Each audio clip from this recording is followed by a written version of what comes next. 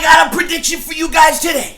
Just when you thought I couldn't get any dumber, I'm gonna go and totally redeem myself. You're talking to a Dingbat. You're talking to the biggest Dingbat. You're talking to King Dingbat himself. And I got a good prediction for you guys. The Eagles will come out of this draft drafting twice in the first round. That's right, twice. They will trade up. Matter of fact, they will be the most aggressive team this draft. With 11 picks, Howie Roseman has a chance to turn it all around. 18th pick in the NFL draft. Hey, make us lunch. We're hungry.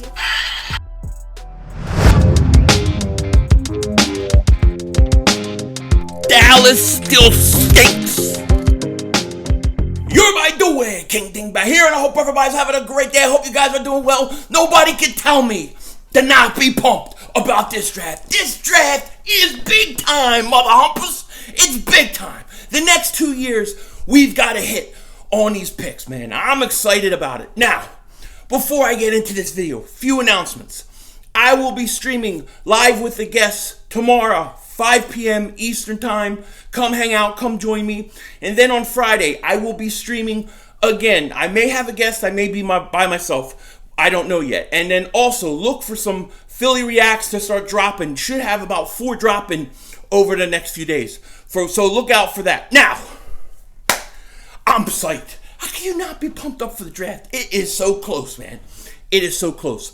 And speaking of draft, we've got to address this draft board. We got to continue to add to it. So my man LB, he is here. I see him over there. He's looking at me saying, hey, yo, Dingbat, I got something to say. Hey, yo, LB, what you got? Yeah. Yes, sir. 500. You know what time it is, man. The draft board is coming along strong. I like what you're doing with it. Let's add this next guy to the draft board. Terence Marshall Jr., LSU wide receiver. I think that this dude actually could be the Justin Jefferson of this draft class. A lot of people not talking about him in terms of being, one of the top 3 to 4 wide receivers in this draft. But this guy, man, at 6'3", 200 pounds, actually averaged 100 receiving yards a game. That's just insane. Now, he only played 7 games, but he had 730 receiving yards or something like that for last year. And I just think that this guy has the body size. This guy is a true wide receiver 1. I really like what this guy can bring to the table and how he can help challenge some of the younger guys in our wide receiver room. Is he a reach at 12 is the biggest concern for me. But I think this guy has all of the tools, the physical attributes. He has the game tape. He is an amazing wide receiver. I think that this guy deserves to be on this draft board, and we need to pay close attention if he's there, and he probably should be there at 12. Let me know what you think. Terence Marshall Jr. I love it. I love the pick, LB, and it's perfect segue because I was actually going to speak about Terence Marshall today. And if you guys haven't, click the link in the description. Go sub up my man LB. I'll be dropping, I guess, tomorrow I'll be sending him another nomination for our draft board. But Terence Marshall, I love him. Matter of fact, I have Terence Marshall rated as my 4th best wide receiver, okay? My rankings for my top 5 wide receivers is this, okay? I'm going to give you my rankings. The Dingbat rankings. Number 1, Jamar Chase. Number 2, Devontae Smith. Number 3, Waddle. Number 4, Terence Marshall. And number 5, Rashad Bateman. Those are my top 5 wide receivers. I like Terence Marshall a lot. Would he be there at 12, or would it be a reach at 12? Yeah, it would be too early, in my opinion, to take him. However, we've gotten a lot of reports that the Eagles have talked to him a lot of time. I mean, the Eagles have spent a lot of time talking to him, and if we believe that to be what it is on face value, that they're somehow really interested in him, then what you may see is in the first round, you may see a J.C. Horn go or Patrick Surtain go, or the Eagles go defense early and then come back in the second round, whether they had to trade up and try to get him early in the second round, even late in the first round. Because some people are saying that he may go late in the first round, but the guy's a stud. I think he's a very good player, and he would be a very good pick for the Philadelphia Eagles. Now, me personally, where I'm at with the draft is basically at number 12, I'm hoping Devontae Smith is going to be there. He's my number 1 choice. And I'm saying that something crazy doesn't happen where a Pitts falls or Jamar Chase doesn't fall. Assuming that both of those guys are gone and they're gone way before the Eagles pick, I'm hoping Devontae Smith will be the guy. And if not him, at that point, I would probably say Waddle or Parsons. Those would be my other two guys. And for me, if you're not going to take Parsons at 12 because off the field things, or you just don't like taking a linebacker that early, at that point, you got to go J.C. Horn. J.C. Horn would be up there. I said Parsons and Waddle. I got to include Horn. Horn is my favorite corner in this draft. But, I mean, we're going to see. Terence Marshall, great pick, though, for our draft board. I think the Eagles really like him. However, you can't just read things where it says the Eagles spoke to this guy, the Eagles spoke to that guy, so that somehow means they're interested. Sometimes they speak to guys just to throw teams off. I remember Dontari Poe came in for a visit, and I think it was Washburn made a big deal about how the Eagles loved Poe when they had no interest in him whatsoever. They wanted Fletcher Cox. So sometimes you do these things to throw teams off. You do it to throw teams off, okay? You don't, like me, it would be easy because I'm going to talk to the people that I love. I love Devontae Smith. I'm going to talk about him. You know what I mean? It's just going to happen. But here's the thing. This draft, and this is the point of this video, because this is weighing on me heavy, man. This is weighing on me heavy. The Eagles were quiet in free agency. They had to be. They had no money. Okay, they were quiet. But they got potentially 3 first-round picks next year. They have 11 draft picks in this draft. 11 picks in this draft. The most out of any team in the league. Okay? These next 2 drafts will build this team for years to come. But you have to get it right. Okay? And to me, I think the Eagles have been quiet in free agency. I think the Eagles, they couldn't do a lot with the cap. However, I think they're waiting to pounce on this draft. I think they're waiting to be the most aggressive, crazy team this draft. I think they're a wild card. I think they could do a ton of things. I think they're going to make a lot of noise. I think they're going to turn this draft inside out. I think it's going to be crazy because Howie Roseman has to hit. He has to hit, and if he doesn't, a lot of people are not going to trust him with all those picks next year, especially in the first round. I think you're going to see the Eagles, and I'm predicting this right now. I'm predicting it. I predict the Eagles, and I know if I get this wrong, people are going to be reminding me, but I predict they trade back into the first round. They will come out of this draft with 2 first-round picks.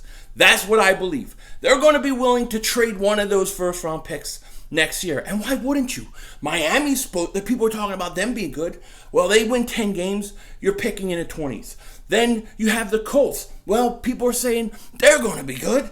Well, you're picking in the 20s again. So why not take that, let's say that Miami Dolphin first round pick, and you move back up. You combine it with a second round pick, you probably can get to at least 25 on that alone. You throw in another third or something else, you can probably get up even further. Okay, that's what I need this team to do. I need it. I need it. You know, Devontae Smith wears number 6. The Eagles were picking number 6. The Eagles trade back to 12. Well, guess what? JOK wears 6. Devontae Smith wears 6. JOK wears 6. 6 plus 6 is 12. Unless we can now have opinions about what math equals. 6 plus 6 is 12. Devontae Smith is 6. JOK is 6. That's 12. What does that mean? Absolutely nothing. But I just find it interesting that all the guys I want wear 6. You know, maybe I'm the Antichrist. Who the hell knows? But in all seriousness, you got to trade up. You got to trade up. That's the play. That's the move. That's how you get things done. And let me tell you this. One of the reasons I'm actually confident in the Eagles trading up is because the one thing you can say about Howie, and look, I'm not a Howie guy. I've made it clear. But the one thing you have to give him credit for, he makes good trades. He gets value out of deals. So when he gets on the phone, I trust him to negotiate a trade up. I do. I trust him to do it. I may not trust him to pick the right guy, but I trust him to trade him. I do. And I think with him having to hit on these drafts, he ain't playing around. He's not going to mess around with position or trying to be too cute about things. He is going to go best player available because he has to hit. If he doesn't hit on this draft, then there's a good chance that Lurie and this front office, they're not going to trust him with all those picks next year, especially first round picks. So I think we're going to get a very good Howie Roseman. I do. I think we're going to get a Howie Roseman who's going to say, I can't mess up that 12th pick overall. You got to hit it. Jeez, J.C. Horn's there. He's the best player. I like this position. I'm taking him. Or, Devontae Smith, he's the best player. I'm taking him. Even linebacker. I think of all the years the Eagles have drafted, I think this is the 1 year. I really think this is the 1 year where Howie Roseman and his front office will go linebacker. Because I think he has no choice. I think he has no choice. And let me tell you, if Nick Sirianni, my man, Nick Sirianni, my cannoli-eating friend, I love that guy. You know what I mean? If he is talking to Howie Roseman, firing him up the way he fires me up, ain't no doubt he's gonna influence who we pick. You may be saying, dude, Howie, how can you have trust or faith in him? I don't know. I just feel like because of the situation, because of the quietness in free agency, because he has gotten a lot of heat this offseason, and because his job could be on the line, I think we're getting to that point where he can't afford to be cute. He can't afford to try to act like the smartest guy in the room. He has to hit. So, I think Parsons is in play. I think JOK is in play. Hey, look, they talked to JOK. He came out and said it. He talked about Philly. The Eagles are trading up. Again, they're going to draft at 12, and they're going to come right back in the first round. I believe it. I believe it. Am I willing to put something on the line? Maybe at some point. Right now, it's just a simple prediction. I'm excited about this draft because I think the Eagles are going to take one of those first-round picks, and they're coming up. Now, who are they going to come up for? Look, it could be a lot of people. It could be, what if Kwity Paye started to drop? I wouldn't be surprised. What if JOK's there about 20, 21? Maybe he's there at 23. Now, a lot of people are saying, well, he won't be there. You never know how these things work. You never know how these things fall. Somebody always falls. Somebody always falls. And if the Eagles are taking the situation of this draft and saying, we're not drafting by position, we're drafting by best player available, people to build around for the future, there will be somebody. And the Eagles need to come away with two immediate starters. Let's say, for example, the Eagles, they take the second overall pick this year. They take the Miami first round pick next year. They take one of their thirds and they go up to, early 20s. And let's say they draft JOK. Okay? Now, let's say at 12 they took Devontae Smith. So now you have Devontae Smith at 12, instant starter. Then you have JOK, instant starter. You have a guy on defensive build around. You have a guy on offensive build around. Are you not getting excited about this? Man, this is beautiful stuff, man. This is genius dingbatishness at its finest. You got to trade up. Two immediate starters. Okay? I'm ready. Let's go play some football. What's wrong with eyebrows? You know what I mean? A defensive starter, offensive starter. Okay, you traded a first-round pick, a third-round pick this year, and your second-round pick.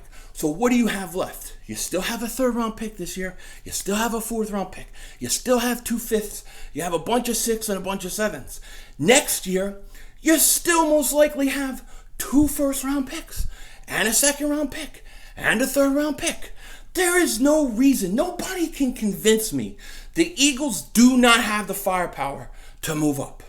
They do. They do. Look, I believe that if they really want to get to 4, they could do it. They really could. And Atlanta may be motivated to trade out there. So if you really want Jamar Chase, go get him. Go get him.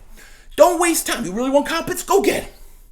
But I think the more realistic situation is you're going to pick at 12, and then you're going to trade back up into the first round and take a guy like JOK. I've got a feeling.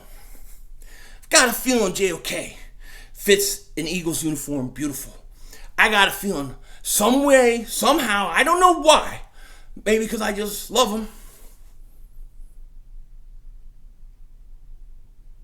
You know what I mean? I think he's going to end up an Eagle. And not with the 12th pick overall. We're going to have somebody else and JOK. I think it's going to happen. That is my prediction. I'm sticking to it.